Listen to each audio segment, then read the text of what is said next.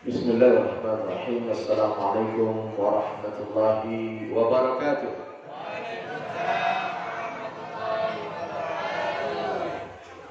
Alhamdulillah, assalatu wassalamu ala rasulillah wa ala alihi wa sahbihi wa mawala.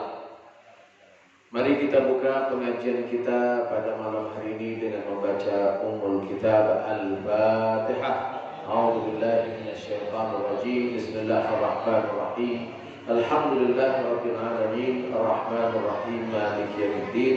Iyyaka na'budu wa iyyaka nasta'in. Ihdinas siratal mustaqim. Siratal ladzina an'amta 'alaihim ghairil maghdubi 'alaihim waladdallin. Amin. Saudaraku yang dirahmati Allah Subhanahu wa taala. Kendaraan dibuat sebagai alat transportasi, menyampaikan kita kepada tujuan dan maksud kita.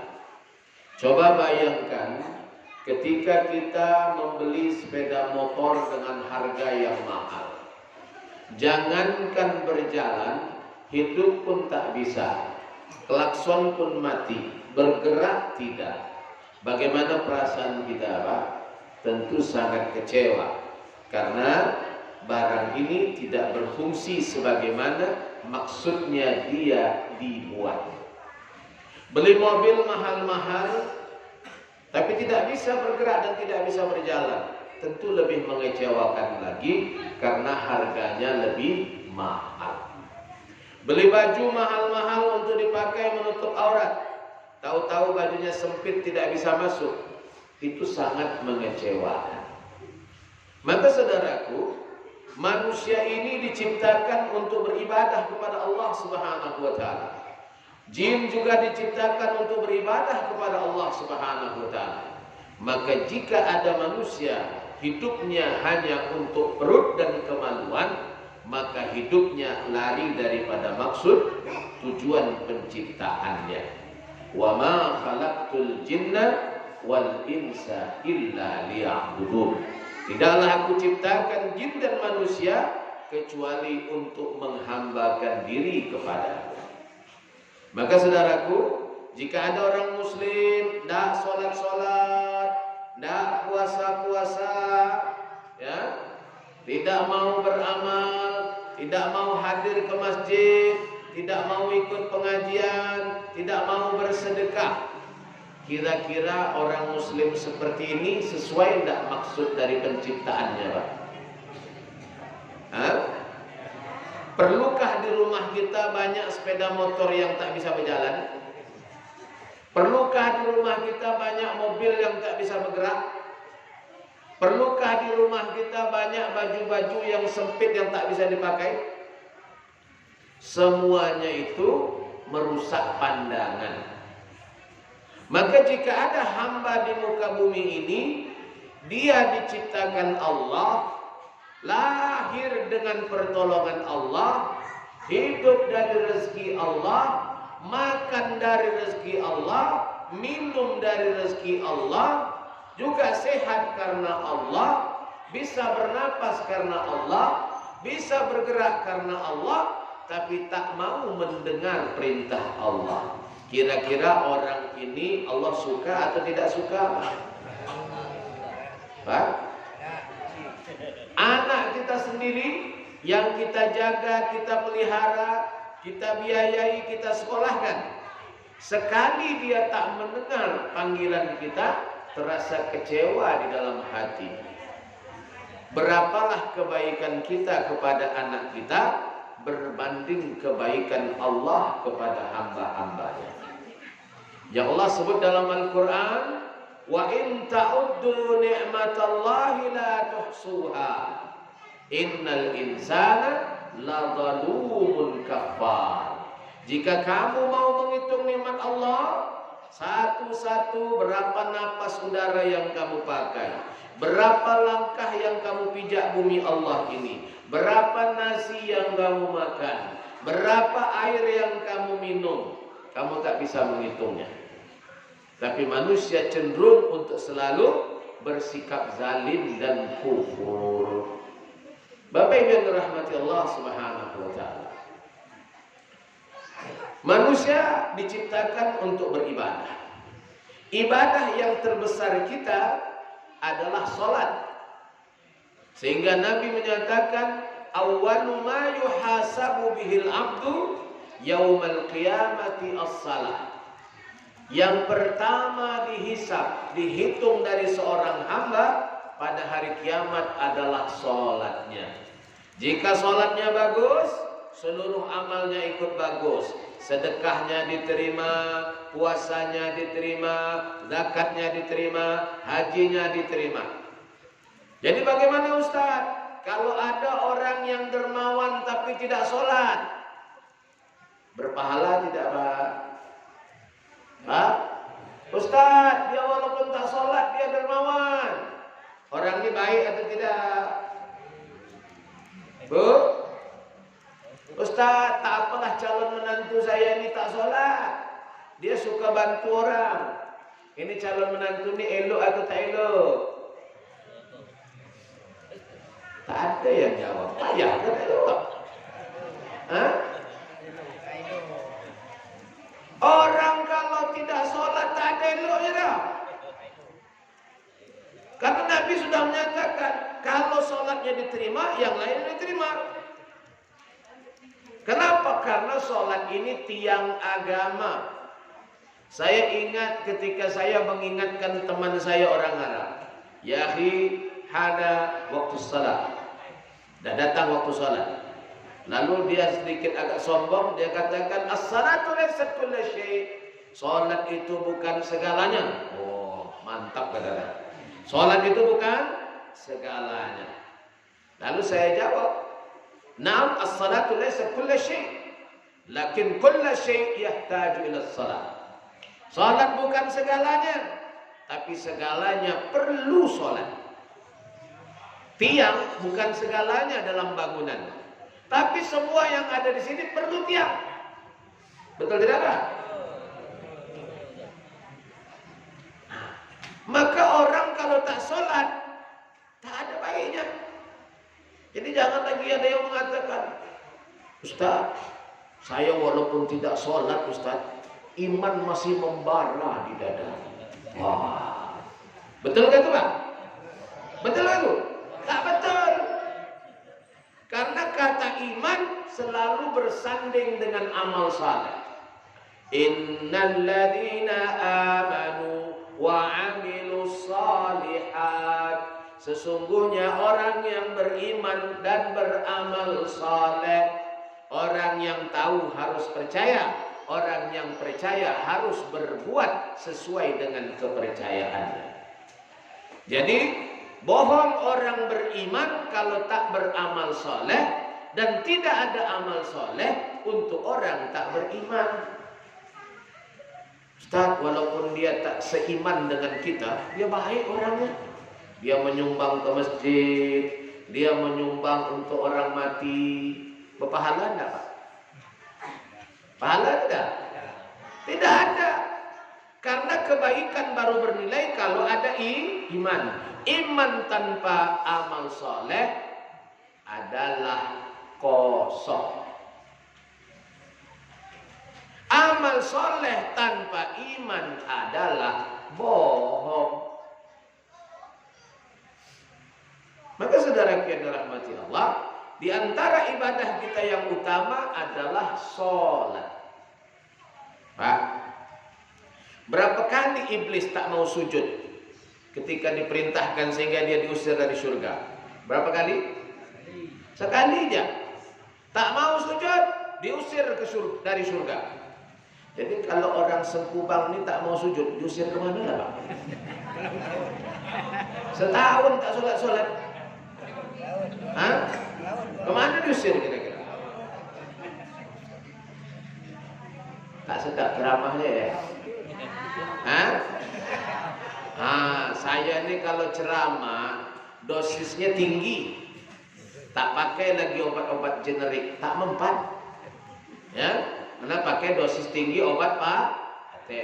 Jadi kalau ada yang merasa overdosis, angkat tangan. Ustaz, saya dah nak overdosis, enggak berhenti saya. Bapak Ibu yang dirahmati Allah Subhanahu wa taala. Iblis saja tidak mau sujud, sekali saja diusir dari surga. Kenapa? Karena ketidakmauan sujudnya iblis adalah bukti kesombongan. Maka orang yang tak mau sholat, tak mau sujud, tak mau rukuk, dia adalah orang yang sombong. Jadi orang yang tak sholat itu apa, Pak? Bukan sekedar tak elok, tapi sombong. Kenapa? Dia menumpang di bumi Allah, dia diciptakan Allah, dia hidup karena Allah. Banyak orang dalam perut dah mati, banyak orang kecil-kecil dah mati. Betul tidak, Pak? Dia dikasih hidup, dikasih makan, sujud pun tak mau. Kadang-kadang sama rentenir baik, tapi sama Allah tak baik. Rentenir itu kasih pinjam. Pinjam 1 juta, bayar 1.200.000, 40.000 satu hari. Bukan main baik dia. Iya kan? Allah beri dia lebih daripada. Betul tidak, Pak? Sini tak ada ya, Pak ya? Ada enggak yang namanya apa tuh? Koperasi apa namanya? Apa namanya? Koperasi ya? Koperasi. Hah? Apa bahasanya, Pak? Saya tahu koperasi. Pinjam 1 juta dapat 800. Kan? Bayar 40.000 sehari. Kalau tak dapat nanti naik lagi 20%. Kan bayar jadi 1.200.000 kan? Nanti berbunga lagi jadi 1.400.000. Jadi lama-lama pinjam 1 juta bisa jadi 10 juta. Itu namanya koperasi. Jadi orang Indonesia ini dalam hal peras memeras ini luar biasa. Jadi ada satu cerita dongeng, Pak. Dibuatlah perlombaan lomba peras memeras. Maka masuklah 3 orang final. Yang pertama Indonesia, yang kedua Jepang, yang ketiga Rusia. Maka dalam babak final yang pertama tampil adalah finalis dari Rusia. Maka dikirim mereka lah putusannya pegulat Rusia badan besar. Jadi ini ada anduk basah, diperasnya, Pak, penuh embernya. Orang pun tepuk tangan. Datang orang Jepang, dikirim mereka pemain sumo. Diperasnya anduk yang basah, penuh juga embernya. Datang utusan Indonesia, kurus, keding. Tapi sombong. Dia tak mau anduk basah. Apa katanya? Minta anduk kau berdua yang sudah diperas. Diperasnya, Pak, melimpah ember itu. Jadi menanglah orang Indonesia ini. Akhirnya diwawancara oleh wartawan. Bagaimana kamu bisa menang padahal badan kamu kurus? Rahasianya satu aja. Apa itu? Kami dari kecil dah biasa peras memeras. Ini saudara yang dirahmati Allah Subhanahu wa taala, salah satu contohnya apa, Pak? Koperasi. Ya. Maka saudara yang dirahmati Allah Subhanahu wa taala, orang kalau tidak sholat tak ada eloknya. Maka kata Imam Syafi'i, Imam mazhab kita, jangan pernah percaya dengan orang yang tidak sholat, karena dia sangat mungkin mengkhianatimu sebagaimana dia mengkhianati Tuhannya dalam kesehariannya. Kita ini sebelum lahir, Pak, kita sudah berjanji. Janjinya apa? Allah tanya ketika masih dalam ruh, alastu bi rabbikum, bukankah aku Tuhan kamu? Maka arwah kita ini menjawab, qalu bala syahidna, kami bersaksi ya Allah. Tapi setelah jadi manusia bersatu dengan tubuhnya, ada yang ingkar, ada yang tidak ingkar, ada yang taat. Maka Allah sebut wahadainahun najdain, kami tunjukkan 2 jalan. Yang memilih jalan pengabdian dia selamat, yang memilih jalan kemaksiatan dia sesat. Saudara yang dirahmati Allah, kata Imam Syafi'i, jangan pernah percaya dengan orang yang tidak sholat. Dia sangat mungkin mengkhianatimu sebagaimana dia terbiasa mengkhianati Tuhannya. Kalau Tuhan saja panggil dia tak dengar, kira-kira kalau mertuanya panggil dia dengar tak? Hah? Mana tuh sebelum nikah aja tuh, baru-baru nikah, lepas tuh nampaklah tembelangnya. Betul tidak? Orang Tuhan saja dia lawan, betul tidak, Pak? Kalau orang bisa melawan Tuhan, siapa yang tak bisa dilawan? Makanya orang tua-tua kita dulu, kalau datang seseorang melamar anak gadisnya, yang pertama dia tanya apa? Nak, kamu sholat? Betul tidak? Nah, siapa yang baru punya menantu sini? Siapa yang dah punya menantu? Ada bertanya macam itu? Ada? Tak ada yang punya menantu sini ya? Tak ada angkat tangan. Waktu menantu datang tanya apa, Pak? Bu, tanya apa? Uang hangusnya berapa? Kau kerja di mana? Kau ada rumah pribadi tidak? Itu sana sini enggak. Ini saudara yang dirahmati Allah Subhanahu wa taala, ini tidak benar. Tidak benar. Setiap makhluk yang diciptakan harus beribadah kepada Allah, menghambakan diri. Kalau tidak, dia tak punya status. Selagi namanya hamba, kita harus menghambakan diri. Kita ini hamba Allah, maka hambakanlah diri, baru jelas statusnya. Kamu siapa? Saya hamba Allah. Apa buktinya? Saya menghambakan diri. Makanya kita berikrar dalam salat, qul inna salati wa nusuki wa mahyaya wa mamati lillahi rabbil alamin. Katakanlah, salatku, ibadahku, hidupku, matiku hanya untuk Allah. Artinya semuanya ibadah. Saudaraku yang dirahmati Allah Subhanahu wa taala. Orang kalau tak sholat dia tak punya status, Pak. Siapa dia?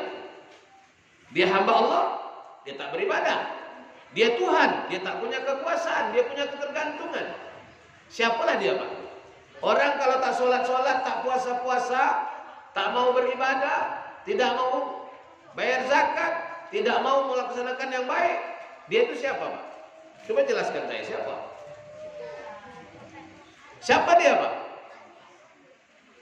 Nah, makanya ayah saya dulu berkata, nah, nanti tahun 2000 ke atas, jumlah manusia berkurang. Itu ayah saya bercakap waktu tahun-tahun 80.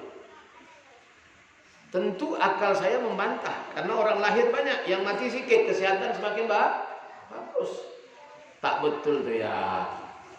Manalah mungkin tahun 2000 jumlah manusia lebih sedikit. Tapi ayah saya kata, betul nak, tengoklah nanti.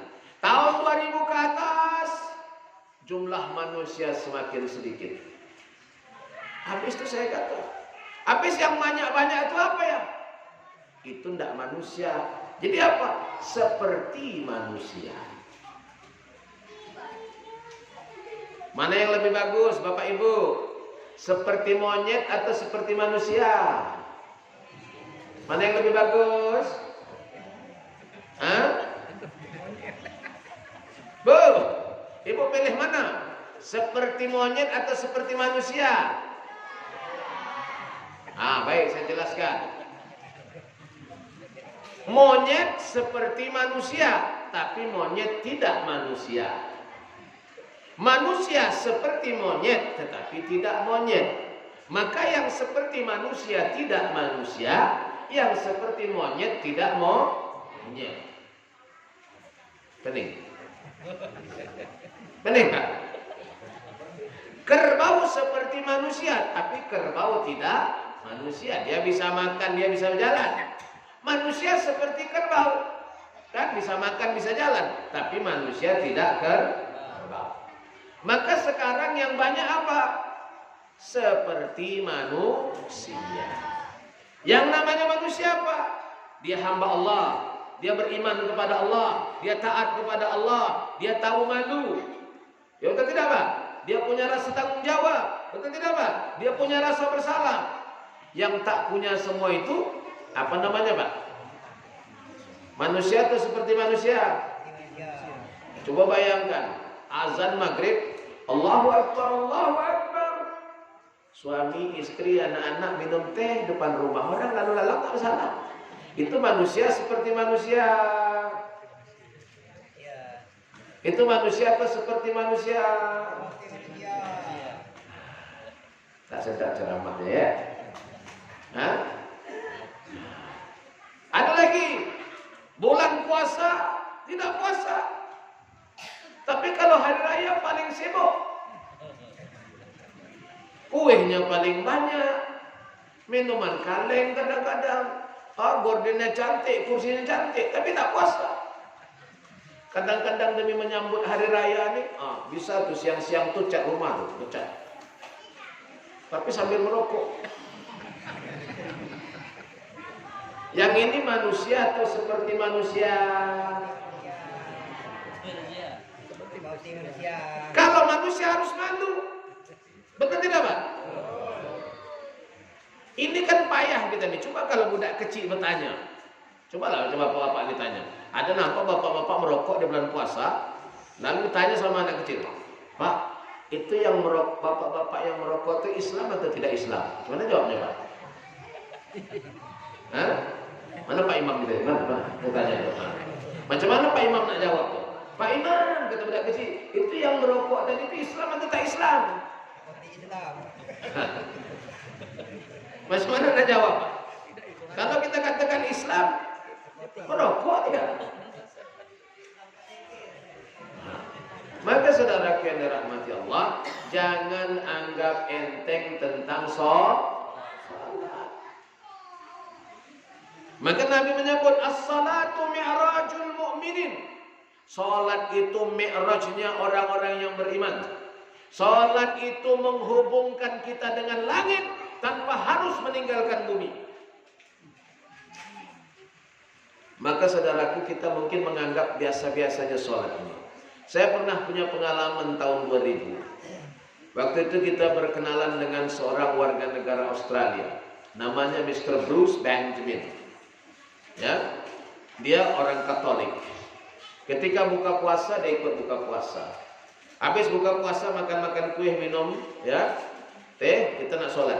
Lalu dia pun bertanya kepada saya, Brother Luqman, can I join the prayer? Saudara Luqman, boleh saya tak ikut sholat? Bayangkan Pak, macam mana menjawab pertanyaan itu Pak? Dia tak ikut sholat. Dalam hati saya, kenapa pula orang kafir nak ikut sholat? Orang Islam tak ada permisi nak ikut sholat. Ataupun tak sholat, tak ada permisi dah Pak. Betul tidak? Nah. Dia ini permisi nak ikut sholat. Dalam hati saya luar biasa dong. Di kampung saya banyak orang Islam tak permisi dia tak sholat.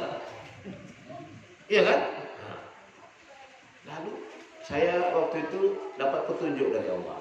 Kalau saya katakan tidak, nanti tak tertarik pula dengan Islam. Ya, sekarang dah tertarik. Lalu saya katakan sure, why not? Boleh, kenapa tidak? Just stand a very last row and take a very left side. Jadi ambil saf yang paling belakang, paling pinggir sekali. Karena dia ini orang bule, tidak seperti orang kita. Orang kita kan cepat merasa paham, tahu, tapi tak tahu. Sampai sana, ya Pak, sampai sana bingung. Tadi suruh beli apa ya? Gitu. Betul tidak? Kalau orang kita kan gitu Pak. Siapa? Sampai sana entah apa siapa, tak tahu dah. Kalau orang barat tak mau gitu. Sebelum jelas dia tak mau. Dia tanya lagi, Brother Luqman, what should I do? Saya harus buat apa? Lalu saya katakan, just follow what we do. Ikuti aja apa yang kita buat. Saya pikir dah selesai. Dia tanya lagi, what should I recite? Saya harus baca apa? Ini payah nih Pak. Takkan aku khusus Fatihah sholat. Tadi saya katakan, mintalah apa saja kepada Tuhan yang Maha Besar, penguasa seluruh alam, apa yang paling kau nak. Jadi ikutlah dia sholat. Habis maghrib kita makan, lepas itu saya tanya, how do you feel brother? Bagaimana perasaan saudara kita? Dia katakan, it is a very special and incredible spiritual experience. Ini sangat khusus, luar biasa pengalaman spiritual yang saya rasakan. It is almost like one-to-one talk. Ini seperti komunikasi langsung. Ini Pak, orang kafir belum masuk Islam merasa nikmat dengan sholat. Sementara orang Islam yang sudah lama Islam merasa nikmat tak sholat-sholat. Betul tidak? Saya takut kadang-kadang malaikat tuh mungkin sering bergaduh sesama dia. Bayangkan Pak, datang mayat tuh di situ, mayat tuh. Lalu malaikat tanya, kau kenal siapa yang mati ini? Nah, coba tengok daftar jamaah yang ada di masjid ini. Tengok, si Fulan bin Fulan tak ada. Dari mana nih kata malaikat? Jangan-jangan dari planet Pluto enggak? Nah, ada nama di sini. Jadi ada jenis, saya tak sebut manusia atau seperti manusia, seumur hidup tak pernah sholat berjamaah, tapi mati minta disolatkan berjamaah. Patut ke tak patut? Kan lagi saya tanya, seumur hidup dia, ketika dia hidup sehat-sehat, tak pernah sholat berjamaah. Tapi ketika mati, minta disolatkan berjamaah. Patut atau tidak patut? Patut. Nah, kalau manusia punya rasa malu, sebelum mati dia pun berwasiat, wahai anak-anakku, sehubungan dengan ayahanda tak pernah sholat berjamaah. Maka kalau ayahanda mati nanti, janganlah kamu bawa ayahanda ke masjid. Jadi bagaimana ayahanda? Cukup sediakan karung, berhubung laut dekat, lemparlah ayahanda ke laut. Itu baru bayat yang bagus. Gentleman punya harga diri, punya wibawa. Betul tidak Pak? Janganlah ketika hidup tak punya harga diri, sudah mati tak tahu malu. Tapi di kampung ini tak ada Pak. Itu sama banyak tuh. Saya yakin sini sholat semua Pak ya. Iya kan? Paling tidak sholat jenazah. Jadi saudaraku yang dirahmati Allah, cobalah bayangkan, perlukah Allah menciptakan manusia ketika Allah menyebut manusia ini sebaik-baik makhluk? Laqad khalaqnal insana fi ahsani taqwim. Telah kami ciptakan manusia dalam kejadian yang sebaik-baiknya. Perlukah Allah ciptakan manusia kalau hanya untuk makan, minum, buang najis, untuk perut dan kemaluan lalu mati? Perlukah? Perlukah? Kalau untuk itu kambing pun bisa. Betul tidak? Kalau sekedar makan, minum, berkembang biak, kambing bisa. Bahkan kadang-kadang hidup kambing itu lebih berkat Pak. Kambing itu berkat hidupnya Pak. Yang tak berkat itu anjing. Tak percaya Pak? Sekarang saya tanya, kambing tidur jam berapa? Ada sini pengamat kambing sebanyak-banyak orang. Apa yang diamati Pak? HP. Ada kambing. Tapi makan kambing kan? Kambing tuh maghrib tidurlah dia Pak. Besok bangun cepat kan? Subuh bangun. Tapi kalau anjing itu sepanjang malam begadang dia Pak. Tak tidur. Nanti dekat-dekat subuh baru dia tidur. Makanya banyak pencuri itu waktu subuh. Kenapa? Anjing tidur. Jadi kalau orang begadang sepanjang malam, dekat-dekat subuh, salat subuh dia tidur, dia hidupnya mirip apa? Mirip kambing atau mirip anjing? Saya tak cakap ya, saya tanya aja Bapak aja. Saya cuma bertanya. Sekarang saya tanya, mana yang paling banyak anaknya? Anjing atau kambing? Anak-anak ini tak tengok. Kambing itu anaknya cuma 2, sekali-sekali 3. Betul Pak ya? Kalau anjing bisa 10 Pak. Betul tidak? Tapi yang mana yang paling banyak jumlahnya? Kambing atau anjing di dunia ini?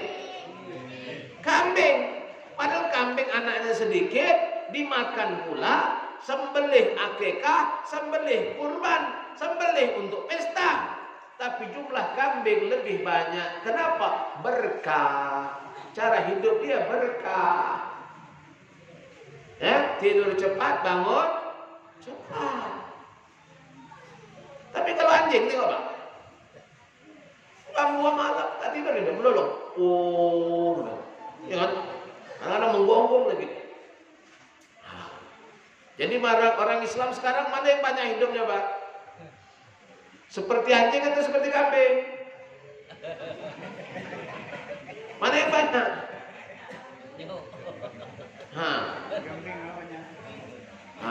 Jadi saudara kena tak sedap ya, terlalu tajam Pak ya. Ada yang nak overdosis dah? Masih kuat? Masih kuat? Kita sambung? Kita sambung terus. Baik. Maka saudara yang dirahmati Allah, sholat ini sangat penting. Orang kalau tidak sholat, hidupnya tidak teratur. Karena Allah menyebutkan dalam Al-Quran, Inna salata kanat alal mu'minina kitaban mawquta. Sesungguhnya salat itu adalah kewajiban yang sudah ditentukan oleh Allah dalam waktu-waktu yang tersendiri. Orang kalau salat badannya sehat. Orang kalau salat nuraninya sehat. Orang kalau salat statusnya jelas. Tengok Pak, HP ini kalau dipakai terus tak dicas-cas, cepat habis Pak. Maka sholat itu cas jasmani dan rohani. Ya, kita kalau dah sholat lebih bersemangat. Kita kalau dah sholat terasa lebih dekat. Kita kalau dah sholat terasa lebih kuat. Makanya banyak ulama-ulama dulu, mereka menulis buku Pak, tidak pakai rujukan. Tidak ada komputer, tidak ada kitab, kadang-kadang cuma pensil saja. Setelah sholat dia dapat ide. Setelah sholat dia bisa tuliskan. Termasuk Ibnu Sina dalam menulis buku Qanunut Tib, undang-undang kedokteran. Maka sampai hari ini buku itu dipelajari di timur dan di barat. Maka saudara yang dirahmati Allah Subhanahu wa taala, dalam semua ibadah kita cuma sholat yang ada syahadat dalamnya Pak. Puasa tak ada syahadat. Haji tak ada syahadat. Zakat tidak ada syahadat. Tapi dalam sholat kita membaca syahadat. Minimal berapa Pak dalam sholat fardu? Dalam 5 waktu minimal kita baca syahadat 10 kali. Ya kan? Kita sholat 5 waktu. Kita tasyahud awal 5 kali, tasyahud akhir, kecuali sholat apa? Sholat subuh Pak ya, cuma ada sekali. Ya. Nah maka saudara yang dirahmati Allah, 8 coba. Maghrib 2, 9 kali, minimal 9 kali dalam sehari. Kalau kita sholat fardu, tambah sholat sunat lagi. Maka orang yang biasa sholat, bersyahadat dalam sholatnya, insya Allah kalau dia mati, dia bisa bersyahadat dan husnul khatimah. Tapi kalau yang tak sholat, kekaku kaki, mulut, lidah, keluh, tak bisa. Apalagi yang hanya biasa main domino, sampai jam 2 masih main. Nah, saya tak habis pikir lah, kalau ada orang mati tengah main domino tuh matinya mati apa tuh Pak? Mati syahid. Mati apa namanya Pak? Maghrib tak sholat, isya tak sholat, mati jam 1 malam. Itu matinya mati apa Pak? Mati syahid. Mati apa namanya Pak? Saya tak tahu lah. Maka saudara yang dirahmati Allah, lihat bagaimana Rasulullah memberi jaminan. Dalam satu hadis Nabi tentang sholat subuh, Basyiril masya'ina fi dhalami ilal masajid bin nurit tam yaumal qiyamah. Sampaikan berita gembira kepada orang-orang yang berjalan di waktu pagi yang gelap menuju masjid. Bagi mereka nanti cahaya yang terang di hari kiamat. Jaminan dari Rasulullah. Rasulullah juga menyebut, Man shalla subha fi jama'ah fahuwa fi dhimmatillah. Siapa yang sholat subuh secara berjamaah, dia berada dalam perlindungan Allah. Maka tidak mudah-mudah. Maka dalam satu ayat disebut bahwa orang-orang yang dirahmati Allah itu bagaimana? Alladzina immakkannahum fil ardi aqamus shalah. Mereka hamba-hamba Allah yang Allah redai. Kalau mereka ditempatkan di muka bumi, ditempatkan pada satu posisi, ditempatkan pada kelimpahan harta, aqamus shalah, mereka mendirikan salat, wa atawuz zakat, membayar zakat, wa amaru bil ma'ruf, menyeru kepada yang baik, wa nahaw 'anil munkar, mencegah yang mungkar, walillahi 'aqibatul umur.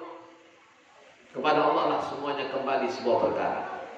Saudaraku yang dirahmati Allah, di bagian akhir dari ceramah kita ini, saya ingin mengajak kita semuanya untuk melihat akibat-akibat besar yang bakal kita terima kalau kita terbiasa meninggalkan sholat. Yang pertama, berdasarkan hadis Nabi, yang meninggalkan sholat dan suka tidak sholat, yanzi'ullahu min umrihi al-barakah. Yang pertama, Allah cabut keberkahan dari umurnya. Hidup lama, tapi tak banyak kebaikannya. Harta banyak, tapi tak banyak sedekah, infak dan wakafnya. Kuasa besar, tapi kecil amal ibadah dalam menolong dan membela orang yang tak mampu apa-apa. Tak ada berkah. Kita tengok orang tua kita dulu, Pak. Buta huruf kadang-kadang. Betul tidak, Pak? Makan cukup-cukup, tapi pagi-pagi bersuluh-suluh berkilometer bisa sampai ke masjid. Betul tidak, Pak? Kadang-kadang sekarang di rumah sudah ada motor, sudah ada mobil, lampu terang, tak sampai-sampai juga ke masjid. Betul tidak, Pak? Ada lagi jenis orang Islam nih, tak tahu apa jenis ini, mengalahkan ulama dalam kesaktiannya. Macam mana saktinya? Ulama dulu wuduknya batal sekali sehari. Wuduk subuh, nanti asar wuduk lagi sampai besok. Tapi orang sekarang lebih sakti dari ulama dulu. Macam mana itu? Ada yang wuduknya batal sekali setahun. Hebat tak, Pak? Hebat tak? Bu? Paten kan? Mantap kan? Orang Islam sekarang wuduknya batal sekali setahun. Idul Fitri yang lalu atau Idul Fitri akan datang lagi. Makanya malaikat ketika nampak wajahnya bingung. Tengok jadwal jamaah harian tak ada. Rupanya dibuka di buku daftar hadir jamaah hadir tahunan khusus Idul Fitri. Karena rata-rata yang paling semangat Idul Fitri itu yang tak sholat, yang tak puasa. Betul tidak? Masjid lain, sini saya tak tahu lah, saya tanya aja. Kalau di masjid lain itu begitu. Tak puasa, tak sholat, tapi kalau Idul Fitri semangat. Baju paling baru, telekung paling baru, jilbab paling baru, minyak wangi, sejadah baru. Dia tak tahu ke kalau malaikat geliati nengok dia. Apa kata malaikat? Aku tahu kenapa jauh sejadahmu baru. Aku tahu kenapa telekung. Tak pernah dipakai selama Ramadan. Jadi saudara yang dirahmati Allah, kalau tak ada berkah, hidup ini jadi kurang bermakna. Apa itu al-barakah? Ma hiya al-barakah? Al-barakatu hiya az-ziyadah fil khair. Berkah itu adalah penambahan nilai dalam kebaikan. Duitnya bisa sama tapi manfaatnya berbeda. Hidupnya bisa sama tapi manfaatnya berbeda. Ada orang yang 50 tahun bersama kita, tapi kalau mati dia kita tak kehilangan apa-apa. Tapi ada orang yang mungkin cuma 2 hari sama kita, ketika dia mati kita kehilangan luar biasa. Kenapa? Karena dia bermanfaat luar biasa, meninggalkan kenangan-kenangan yang baik. Contoh beginilah, ini di kampung nih, kalau ada orang yang suka sedekah, sudah tolong orang, kalau dia mati apa orang sebut? Bapak yang suka sedekah tuh dah meninggal, dia tuh dulu dia baik, mudah-mudahan Allah ampunkan dosanya. Tapi coba Pak, kalau ada orang yang pelit betul, kedekut betul, saking saktinya dia Pak, itu kalau air dia genggam tak menetes Pak. Itu orang paling pelit tuh Pak. Ada tak di kampung nih Pak? Jangankan duit, air pun kalau dia genggam tak ada menetes. Kemana-mana kalau minum kopi nak dibayarkan kopinya, tapi dia duit lebih banyak. Makan di warung dibayarkan orang, ditraktir orang selalu. Padahal dia duit lebih banyak. Kalau orang seperti ini mati, kira-kira orang kehilangan enggak? Apa orang cakap, Pak? Innalillah wa alhamdulillah. Itu bapak yang kaya, yang kedekut tuh, yang pelit, yang kikir itu dah mati.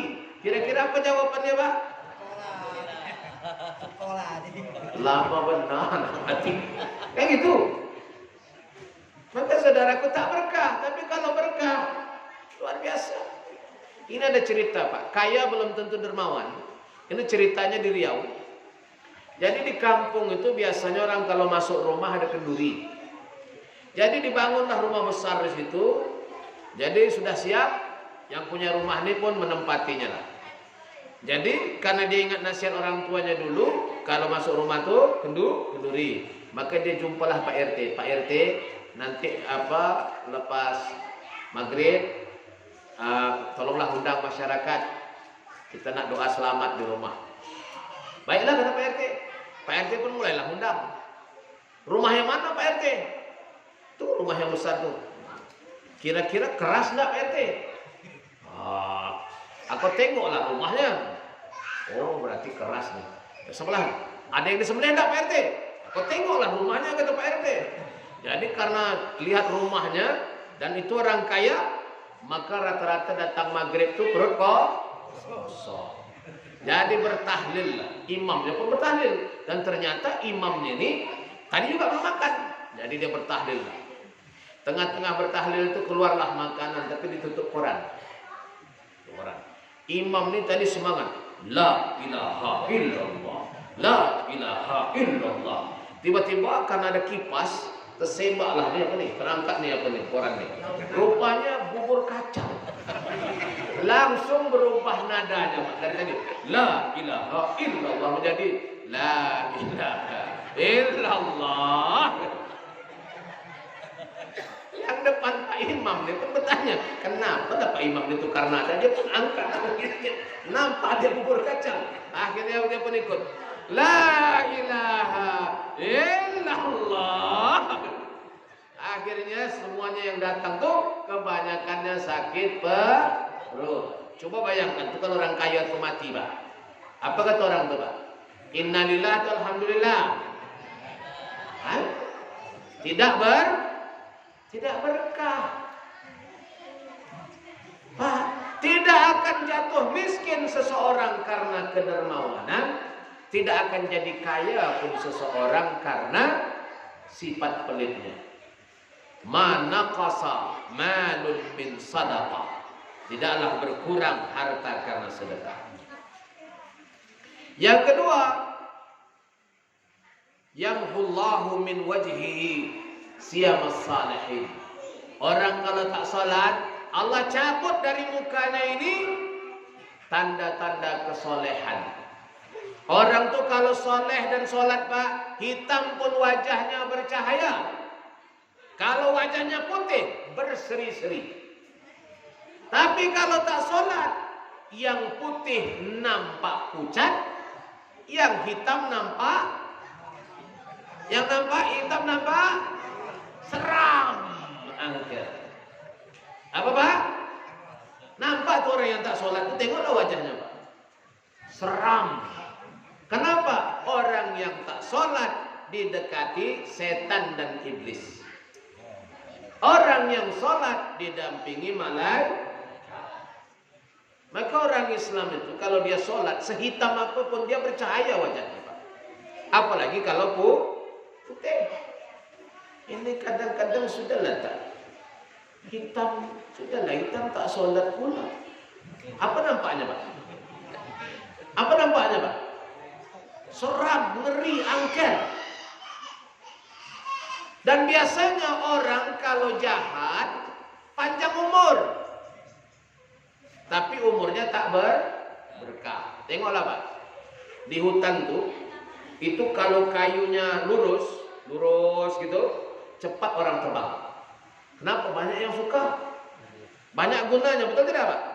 Tapi cobalah kayunya, bengkok sana, bengkok sini, bengkok sana, bengkok sini, bengkok sini. Orang suka atau tak suka? Tak suka, dah buat apa? Betul tidak Pak? Nak buat tiang tak bisa. Nak buat kayu bakar susah. Makanya kayu yang bengkok-bengkok rasa tak orang biarkan begitu. Lama-lama semakin besar, semakin seram, semakin angker. Banyak hantu dan setan. Jadi orang yang perangainya tak lurus, bengkok-bengkok gini atau persis seperti kayu yang semakin lama semakin seram. Yang ketiga, apa akibatnya kalau tidak sholat? La yurfa'u lahu ad-du'a. Orang kalau tak sholat doanya tidak makbul.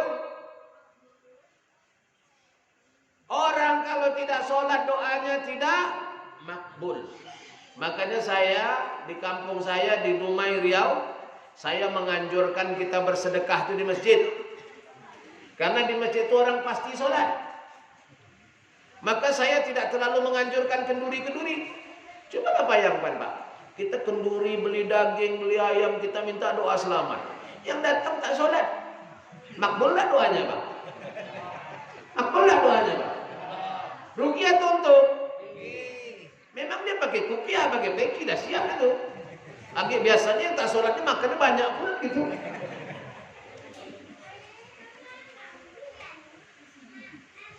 Tak enak ya? Masih kuat? Nah, itulah bedanya ustadz dengan artis. Kalau artis itu menyampaikan apa yang orang suka dan buat orang suka.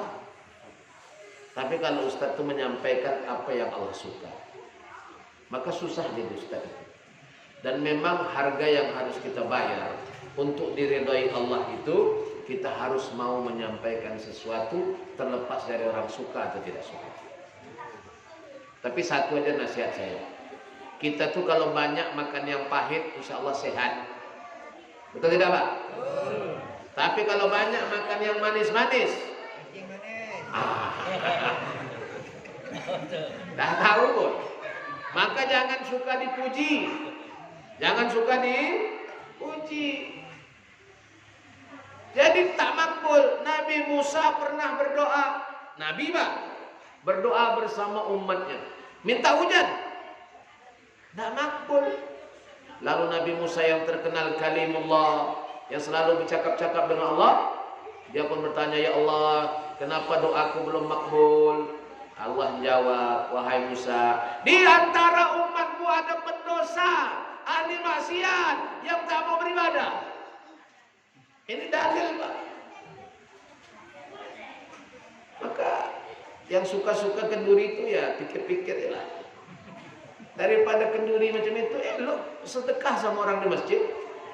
Makanya kami di Riau Pak sekarang, doa arwah itu dibuat setiap hari Jumat.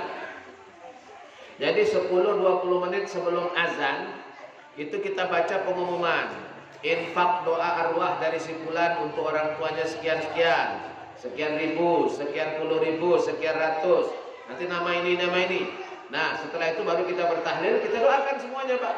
Yang berdoa siapa? Yang hadir ini semuanya. Setiap Jumat. Bukan bulan puasa. Jelas. Bagus dah Pak? Yang punya duit 20.000 nyumbang untuk infak doa. Yang punya 50.000 nyumbang. Duitnya digunakan. Daripada buat kenduri habis 1 juta. Yang hadir, yang tak sholat. Kadang-kadang sebelum pergi kenduri mabuk dulu dia minum tuak. Amin. Amin. Makbul tak? Tapi itu di tempat lain. Sini tidak ada. Ya Pak ya? Saya setahu saya sini tak ada. Sikit pun tak ada. Ya Pak ya? Di kampung ini sikit pun tak ada. Tapi kalau banyak saya tak tahu lah. Ya saya tahu sikit pun tak ada. Jadi saudaraku yang dirahmati Allah Subhanahu wa taala. Jadi jangan sampai doa kita tidak makbul karena tidak sholat. Hajat kita ini kepada Allah banyak. Kita aja permintaan kita tak dikasih oleh atasan kita, stres Pak pegawai itu. Pekerja kalau permintaannya tak dikabulkan oleh atasannya, stres Pak. Anak permintaannya tak dikabulkan orang tua, stres.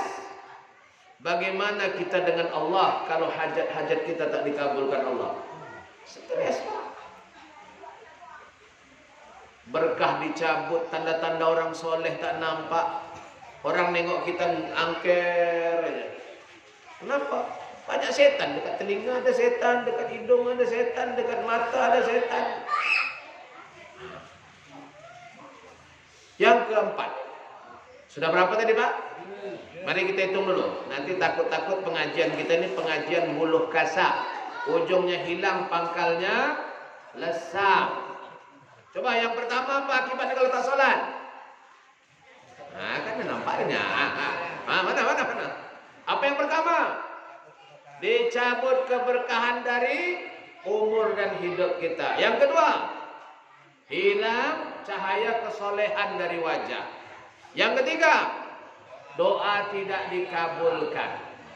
Yang keempat, la yu'jaru min amalihi syai'a.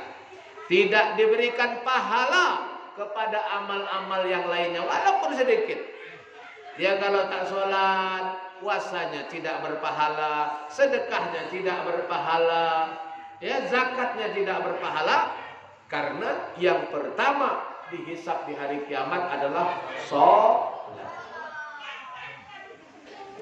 Yang kelima, tamkutuhul khalaik. Orang yang tak sholat itu dibenci seluruh makhluk. Yang baik-baik, malaikat tidak suka, jin yang soleh tidak suka, manusia tidak suka, hewan-hewan pun tak suka. Orang yang tak sholat itu Pak, kalau dia ngerti bahasa ayam sedang menceritakan ya, tek, apa tuh? Oh tahu yang jalan tuh, katanya. Tek. Oh itu memang hantu belau setan. Kenapa begitu kata ayam itu? Iyalah dia dikasih makan sama Allah, cerita tak mau sholat. Datang kucing pun ngobrol, sebutnya ngomongin dia. Lalat pun begitu, nyamuk. Memang hantu. Makan dari rezeki Allah, hamba Allah tak sholat. Aku sedutnya pun punya darahnya banyak-banyak. Begitu Pak. Ya, seluruh makhluk tak suka. Pohon kalau kita berteduh, aku tak ridho lah makhluk ini ada di bawahku. Matahari pun begitu. Aku tak ridho cahayaku sama hamba Allah yang ada di masjid. Begitu. Tengok Allah. Bagaimana Allah meridai Nabi Muhammad. Saking ridhonya Allah kepada Nabi Muhammad, bahkan awan itu mengikuti langkahnya. Dan itu ada pada para wali. Kenapa Allah ridho? Radhiyallahu anhum wa radu an. Apa syaratnya Allah ridho kepada kita dan kita ridho kepada Allah? Dzalika liman khasyiya rabbah. Yaitu orang yang takut kepada Tuhannya.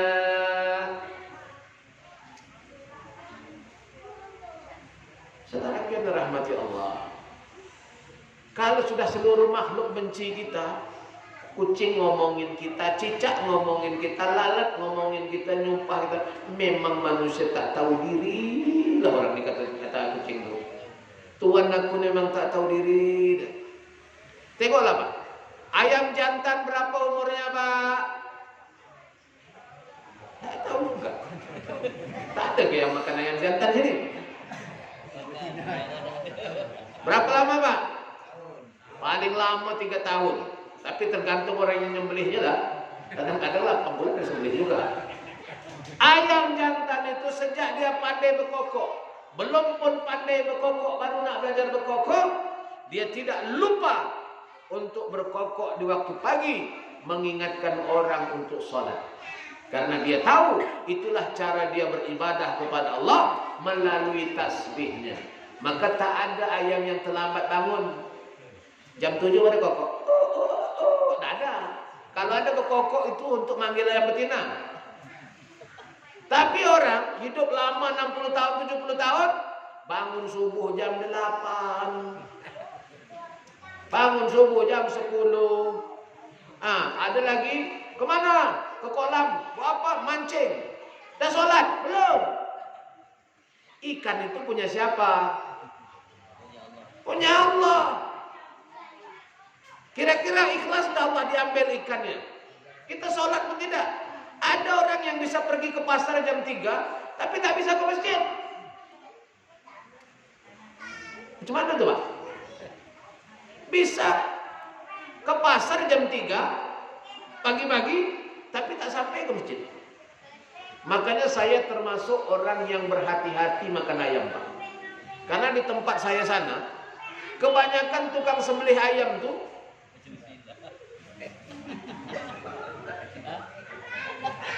payah bercakap. Nggak sholat, nggak puasa, ya Pak ya, nggak sholat, nggak puasa. Kadang-kadang dia masih dalam keadaan junub, pergi ke pasar sembelih ayam. Itulah yang kita makan tuh. Sedap Pak, sedap, sedap, sedap, sedap, sedap kan? Nah, itulah sebabnya anak kita payah nak sholat. Kadang-kadang nyembelihnya ada langit nih ayamnya nih. Ambil tengkuknya, lehernya, patahkan, sekali saja. Sekali saja. Maka urat yang 4 tidak putus. Urat makan, urat pernapasan, urat darah. Ada yang 1 urat itu 2, jadi 4 dia Pak. Kalau sekali potong tak potong. Maka kalau ayam itu mati seperti itu, bukan mati disembelih, tapi mati dicekik. Kalau mati dicekik, hukumnya bangkai. Allah lebih dulu mengharamkan bangkai daripada mengharamkan babi. Hurrimat alaikumul maitatu waddamu walahmul khinzir. Diharamkan bagi kamu bangkai, darah, dan daging babi. Makanya saya sejak balik dari Malaysia, saya tak makan ayam kecuali saya tahu siapa yang nyembelihnya.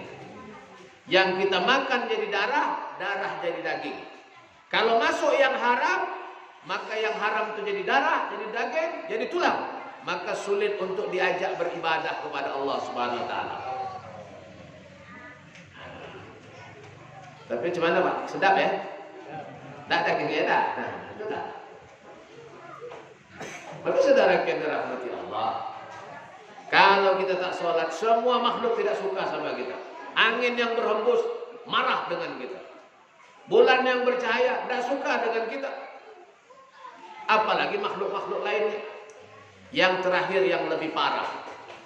Ini akibat kalau kita hidup. Apa yang terakhir? Laisa lahu nasibun min du'ais salihin.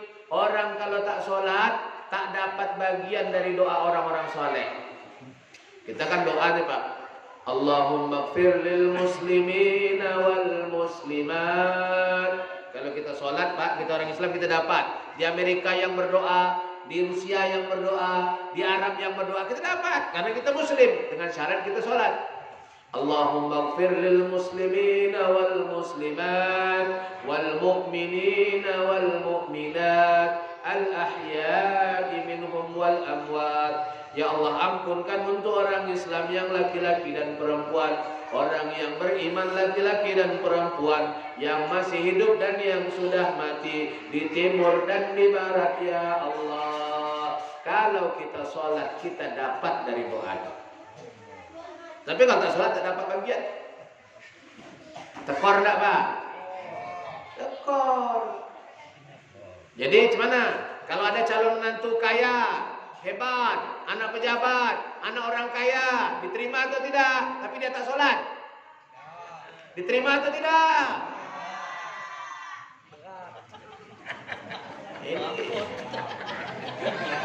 Dah berapi-api saya ceramah tak masuk kaji nampak. Sekali saya lagi, khusus ibu-ibu. Bu, kalau ada calon menantu tak sholat, tak puasa, tapi dia kaya, anak pejabat, anak orang kaya, anak berpengaruh, banyak usahanya, diterima atau tidak? Diterima. Makanya Bu, sekarang banyak bapak-bapak yang habis cara mengurusi perempuan. Saya kasih cara Pak. Kalau istri Anda marah-marah, suka ngomel-ngomel, caranya cuma 2 Pak. Supaya dia bagus, mau Pak saya beritahu caranya? Mau ya? Kalau istri Anda marah-marah, sombong, tak mau dinasihati, caranya cuma 2. Yang pertama diruqyah, yang kedua diruqyah. Di rupiah, Pak.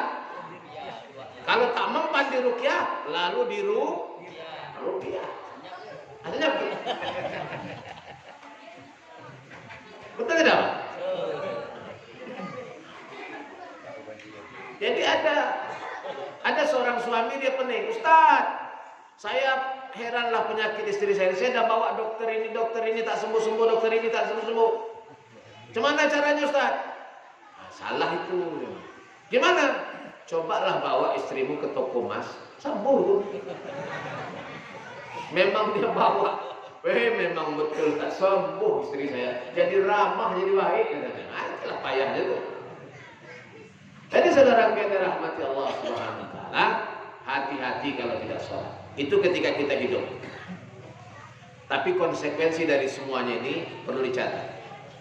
Mana-mana laki-laki muslim yang tidak sholat, ahli maksiat, banyak dosa, kalau dia punya anak perempuan, kalau dia punya saudara perempuan, kalau dia punya cucu perempuan, semuanya tak sah menjadi wali dan saksi.